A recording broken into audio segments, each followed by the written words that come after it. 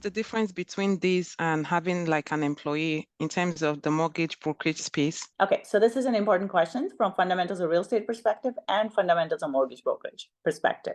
Okay, so when a brokerage hires somebody, brings on a realtor, most brokerages will bring on a realtor or a mortgage broker or a mortgage associate as an independent contractor, and that's from CRA perspective.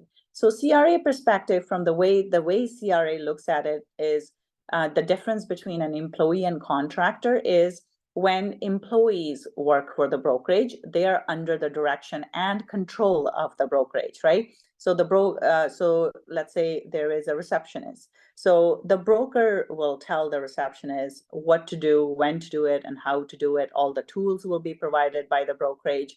They're not buying their own laptop and stuff like that, right? So that's a definition of an employee, and that applies to all corporations within Canada. An employee is a person who's under the control of the company, and they are the ones that provide the direction. They're the ones that provide the tools and everything, resources that the person will need to do their job. Okay, so that's the CRA definition of employee versus contractor. Contractor would be somebody who the brokerage or the company does not dictate when they start, when they end their work. The independent contractor will have their own laptop, they will have their own tools, they will decide when they start work, when they end work. So from CRA perspective, it would be the brokerage hires somebody as an independent contractor. Basically, they're not dictating what the person is doing.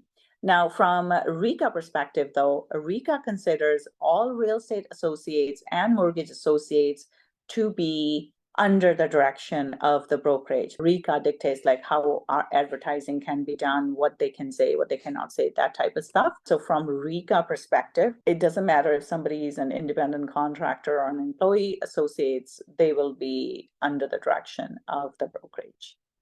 And so that would mean that the what do you call it? The real estate professional will pay GST, right? In terms of CRA. Yes, exactly. Okay. Yes. So there's a GST. So actually that's a good point. So let's say somebody sells a property, and that applies to mortgage associates as well, right? So once you close a deal, there is commission that's due.